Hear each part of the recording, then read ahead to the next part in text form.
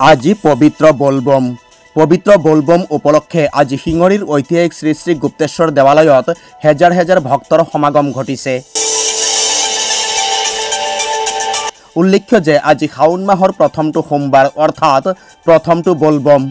সেয়েহে আজি দেশৰ অন্যান্য শিৱ মন্দিৰসমূহৰ সমান্তৰালকৈ শোণিতপুৰ জিলাৰ অন্তৰ্গত শিঙৰীৰ ইতিহাস প্ৰসিদ্ধ ঐতিহাসিক শ্ৰী শ্ৰী গুপ্তেশ্বৰ দেৱালয়ত অজস্ৰ ভক্তৰ সমাগম দেখিবলৈ পোৱা গ'ল।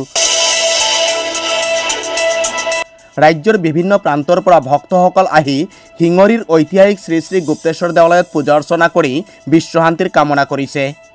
হয়, নিশ্চয় ক'ব লাগিব যে আমাৰ প্ৰতি বছৰৰ দৰে এই বছৰ আমাৰ শিঙৰীত স্থিত ঐতিহাসিক শ্ৰী শ্ৰী গুপ্তেশ্বৰ দেৱালয়ত আমাৰ বলবম প্ৰেমী ৰাইজসকলে যথেষ্ট ভিৰ কৰা ইয়াত পৰিলক্ষিত হৈছে। বাবা শিৱৰ দৰ্শন কৰিবলৈ আজি অসমৰ বিভিন্ন প্ৰান্তৰ পৰা ইয়াত ভক্তৰ সমাগম আমি দেখিবলৈ পাইছোঁ। যে আমি ৰাতিপুৱাৰ পৰাই ইয়াত আমি ভিৰ পৰিলক্ষিত হৈ আছে। ৰাতিপুৱাৰ পৰা ক'বলৈ গ'লে আপোনাৰ যোৱাকালিৰ পৰাই বলবম প্ৰেমী ৰাইজসকলে আহি পেলাই ইয়াত ভিৰ কৰা আমি পৰিলক্ষিত হৈছোঁ। গতিকে সকলো ভক্তপ্ৰেমী ৰাইজসকলে সমাজত থকা অমংগল দূৰ কৰা, শিৱজীৰ ওচৰত বাবাৰ ওচৰত সমাজত আগন্তুক আহি থকা দিনসমূহত শান্তি আৰু প্ৰগতিৰ আশাৰে সকলোৱে ইয়াত দৰ্শন কৰি আছে।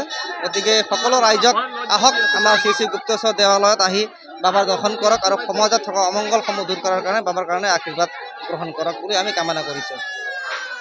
হয়, আজি এখন পবিত্ৰ মাহৰ প্ৰথমটো সোমবাৰ। তো শিঙৰী প্ৰসিদ্ধ বুৰঞ্জী প্ৰসিদ্ধ মন্দিৰ, তো যথেষ্ট ভক্তৰ সমাগম হৈছে। আমিও আহিছোঁ, প্ৰত্যেক বছৰে আহোঁ। প্ৰত্যেক বছৰে নহয়, আমি মাহে মাহে আহোঁ বুলি ক'লেও ভুল নহ'ব। ইতিমধ্যে আমি গণেশ বাবাৰ ওচৰত পূজা কৰিলোঁ, এতিয়া আকৌ আমি মেইন মন্দিৰত পূজা কৰিবলৈ গৈ আছোঁ। আজি ইমানে ক'ম।